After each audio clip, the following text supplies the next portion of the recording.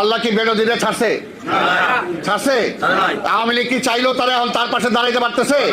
দাঁড়াইতে পারতেছে না। তাকে আল্লাহ কখন যে কার বিরুদ্ধে কোন মাইক তৈরি করে রাখছে একমাত্র উনি জানে। সে চরম অসুস্থ থাকা অবস্থায় সে চলে গেছে শ্বশুর বাড়িতে, সেখানে পর্যন্ত পুলিশ যে হামলা করছে। ওইখান থেকে যে এক হসপিটালে গেছে, সেইখানেও তারা ধরার জন্য চলে গেছে। তারপর সেখান থেকে গ্রামে সে মাঠে ছিল, এবং সেই অবস্থায় তাকে মৃত্যুবরণ করতে হয়েছে। এবং এটাও দেখেন, তার লাশ যখন নিয়ে আসে তার বাড়িতে ধানমন্ডিতে, তখন যখন আমি যাই, তখন আমার এক কর্মী বলতেছে যে সালাম ভাই, আমি ওসি সাহেবের খবর দিয়ে আসছি যে বাবুল ভাইকে আনা হয়েছে, আপনারা নিয়ে যান। বলে নিয়ে যান। এই হলো অবস্থা। অর্থাৎ মৃত আইসে, এতদিন তো খুঁজছেন, তো বাড়িতে তো আইসে, লয়ে যান। আজকে এই হলো অবস্থা। আজকে দুর্নীতিবাজ বেরোজিরকে তারা ধরতে পারে না, আবার বলে তার সাথে আমাকে কোনো সম্পর্ক নাই। এই প্রাতঃ ওবায়দুল কাদের,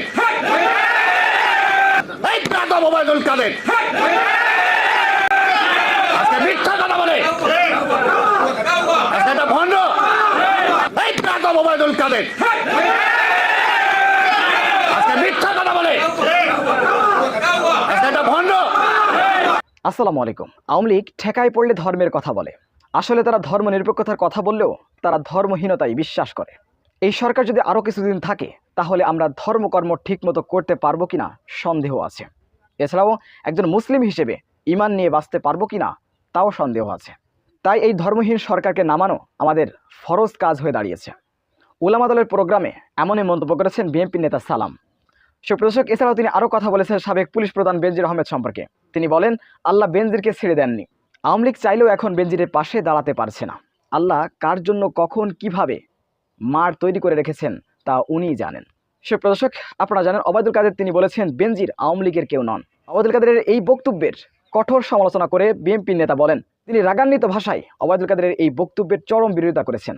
তাকে মিথ্যুক বলেছেন, ভণ্ড বলেছেন, প্রতারক বলেছেন এবং শেখ হাসিনাকেও ভণ্ড বলেছেন বিএনপির এই নেতা। আমরা দেখে আসবো বিস্তারিত।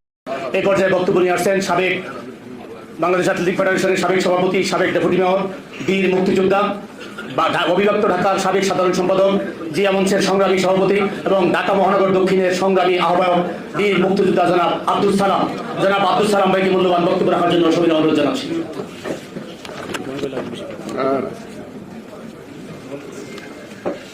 জাতীয়তাবাদী ওলামা দল কর্তৃক আয়োজিত আজকের অনুষ্ঠানের সংগ্রামী সভাপতি কাজী সেলিম রেজা, উপস্থিত আছেন আজকের প্রধান অতিথি আমাদের একজন প্রিয় নেতা, একজন প্রিয় মানুষ, বিএনপির সংগ্রামী মহাসচিব, সাবেক মন্ত্রী, বীর মুক্তিযোদ্ধা মির্জা ফখরুল ইসলাম আলমগীর। এখানে উপস্থিত এইমাত্র বক্তব্য দিলেন মোয়াজ্জেম হোসেন আলাল, শহীদুদ্দিন চৌধুরী আলী, কামরুজ্জামান রতন, আমাদের ধর্ম বিষয়ক সম্পাদক জামাল, সহধর্ম বিষয়ক সম্পাদক ড্যানি এবং ওলামা দলের সাবেক আহ্বায়ক মাওলানা নিসারুল হক এবং বর্তমান সদস্য সচিব আবুল হোসেন সহ অন্যান্য নেতৃবৃন্দ, সমবেত ওলামা একরাম, আসসালামু আলাইকুম ওয়া রাহমাতুল্লাহ। দীর্ঘক্ষণ আলোচনা হয়েছে। আজকের প্রধান অতিথি বলবেন। আজকে এমন একটা অবস্থায় আমরা আছি যে আসলে এটা ব্যাখ্যা করা বড় কষ্ট। আওয়ামী লীগ তারা ধর্মের কথা বলে, কখন বলে? যখন ঠেকায় পড়ে। মূলত আওয়ামী লীগ ধর্ম নিরপেক্ষতার কথা বললেও তারা ধর্মহীনতায় বিশ্বাস করে। কোনো ধর্মেই তাদের বিশ্বাস নাই। এই আওয়ামী লীগের আমলে যেমনি মসজিদের অপমান তারা করেছে, তেমনি প্যাগোডার, তেমনি মন্দিরের সব জায়গায় অপমান তারা করেছে। তারা শুধুমাত্র ক্ষমতার জন্য এমন কোনো কাজ নাই যে তারা করে নাই, এমন কোনো কাজ নাই। তাই আজকের দেশটাকে তারা রসাতলের দিকে ঠেলে দিয়েছে। এবং এখানে আমরা যারা আজকে আছি, বাংলাদেশে যারা বসবাস করি, বাংলাদেশে আমাদের থাকতে হবে। এই সরকার যদি আরো কিছুদিন থাকে, তাহলে আপনারা আমরা কেউ ধর্মকর্ম সঠিকভাবে করতে পারবো কিনা সেই ব্যাপারে সন্দেহ আছে। এবং একজন সঠিক মুসলমান হিসাবে ইমানদার মানুষ হিসাবে বেঁচে থাকতে পারবো কিনা সেটাও সন্দেহ আছে। কারণ সমস্ত জায়গায় আজকে দুর্নীতি, সমস্ত জায়গায় দুর্নীতি, ঘুষ, উপঢৌকন ছাড়া কোনো কিছু হয় না। আর বর্তমান অর্থনৈতিক অবস্থা এমন পর্যায়ে নিয়ে ঠেকিয়েছে, কোনো পরিবার, সচ্ছল পরিবার যদি 20-25 হাজার টাকা ঢাকা শহরে ইনকাম থাকে, তাহলে বুকে হাত দিয়ে বলতে পারবে না যে সৎ পথে সে এই ঢাকা শহরে বেঁচে আছে। যে কোনোভাবে, কোনো না কোনোভাবে অন্যায়ের সাথে তার আপোষ করতে হচ্ছে, মিথ্যার সাথে আপোষ করতে হচ্ছে, এর বাইরে বেঁচে থাকার কোনো সুযোগ নাই। তাই আজকের এটা আমাদের প্রতি ফরজ হয়ে গেছে, একটু পানি দিও তো। আমাদের প্রতি ফরজ হয়ে গেছে যাতে আমরা যদি আমার ঈমান আকীদা নিয়ে বেঁচে থাকতে চাই, তাহলে যত দ্রুত সম্ভব এই ধর্মহীন সরকারকে ক্ষমতা থেকে নামানো, এটা আমার একটা ফরজ কাজ।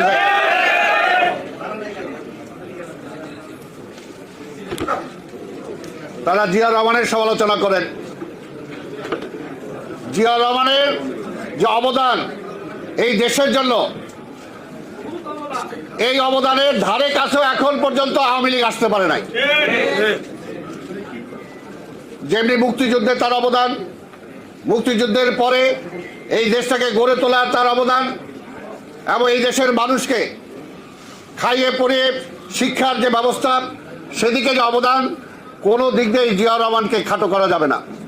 আজকে শিক্ষার কথাই যদি বলি, আজকে এখানে আপনারা যারা আছেন, আপনার মাওলানা আছেন, অনেকে হয়তো মাদ্রাসার সাথেও জড়িত আছেন, সুপারিনটেন্ডেন্ট আছেন। আজকে এমন ব্যবস্থা, শিক্ষা যে ব্যবস্থাটা আজকে বাংলাদেশে চালু হয়েছে, আমাদের ছেলে মেয়েদেরকে কি শিক্ষা দেওয়া হচ্ছে, এই ব্যাপারে কি আমরা সজাগ? এই ব্যাপারে আমরা সজাগ না। আমার ভবিষ্যৎ প্রজন্মকে তারা কোন দিকে ঠেলে দিতে চাচ্ছে, আমরা কি এটার জন্য যে জোরালো, যে একজন মুসলমান হিসাবে, একজন ইমানদার হিসাবে এটার যে প্রতিবাদ করা দরকার, আমরা কি সেই জোরালো প্রতিবাদ করছি না। কিন্তু একজন মানুষ হিসাবে, একজন পিতা হিসাবে, একজন মা হিসাবে, একজন ভাই হিসাবে এটা প্রতিবাদ করাটা এই মুহূর্তে ফরজ হয়ে গেছে। যে সমস্ত শিক্ষা কারিকুলামে তারা নিয়ে আসছে, এটা কিন্তু আমরা খুব সিরিয়াসলি নিচ্ছি না। কিন্তু এটা সিরিয়াস ব্যাপার যে ভবিষ্যৎ আমার ছেলে মেয়ে কি হিসাবে তারা গড়ে উঠবে, সেই জিনিসটা কিন্তু আজকে চিন্তা করা দরকার। আজকে যদি আমরা না চিন্তা করি, অবহেলায় সময় যাবে।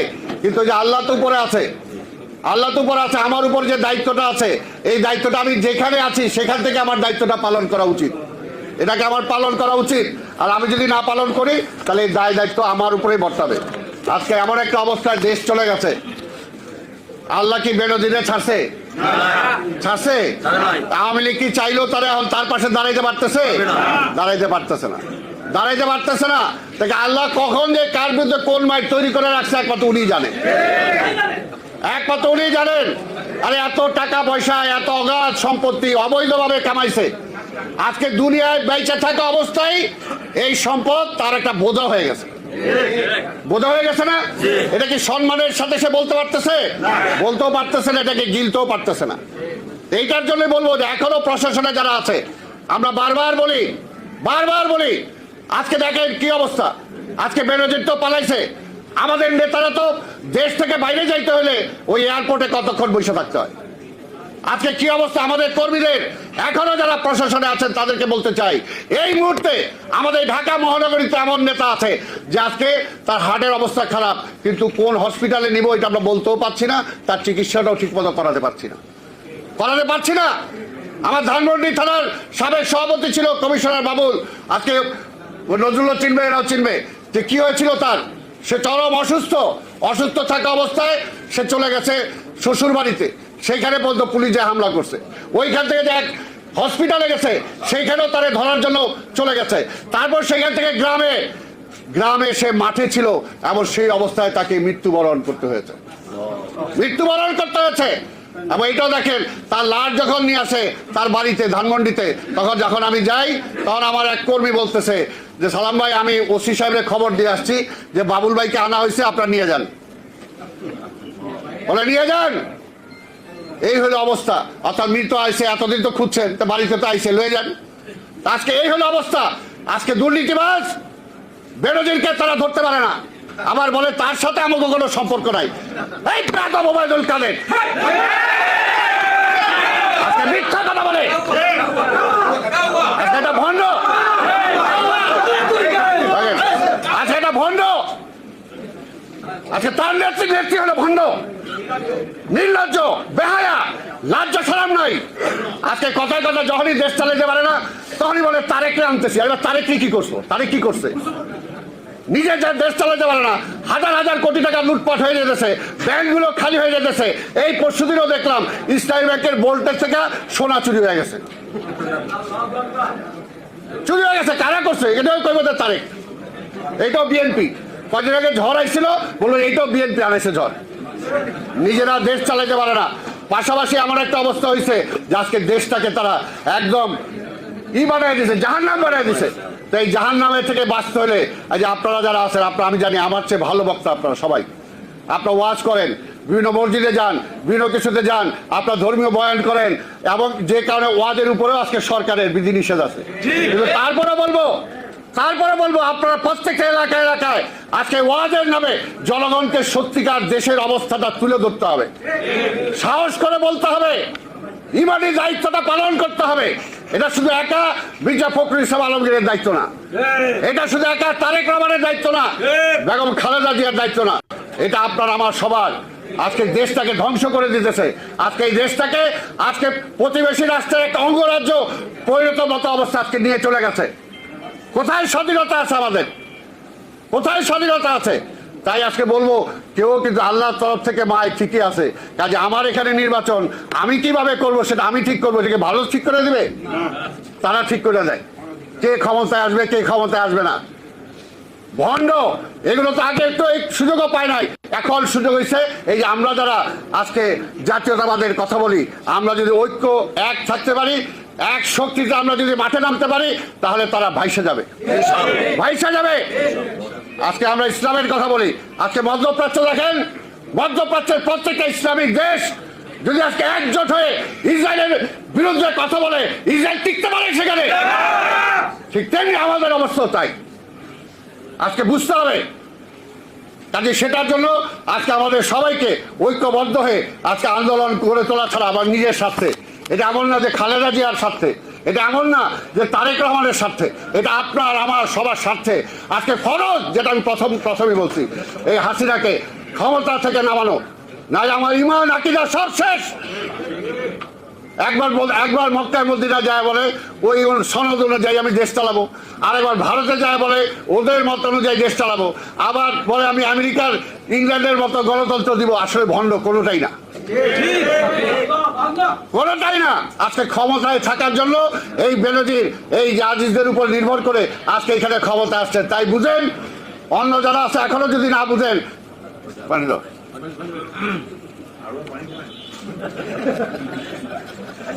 শেষ পানিটা ওরা তুলে দেওয়া পর্যন্ত তো খাইতে হবে, বাচ্চা থাকতে হবে। তাই ভাইরা আমার, আজকের আপনাদের সবাইকে মহাসচিব, আর আমি কোনো বক্তব্য দিলাম না, আপনাদের সবাইকে ধন্যবাদ। খোদা হাফেজ। বাংলাদেশ। ধন্যবাদ আব্দুল সালাম। সুপ্রদর্শক, বিএনপি নেতার এই বক্তব্যটি আপনারা কিভাবে দেখছেন? তার এই বক্তব্যটি কতটুকু যুক্তিসঙ্গত বলে আপনারা মনে করেন? অবশ্যই আপনাদের মূল্যবান মন্তব্য কমেন্ট বক্সে জানাবেন। সবসময় সত্য নির্ভর তথ্য পেতে স্বাধীন বাংলা ইউটিউব চ্যানেলটি সাবস্ক্রাইব করে আমাদের সাথে থাকুন। আসসালামু আলাইকুম রহমতুল্লাহি ওয়া বারাকাতুহু।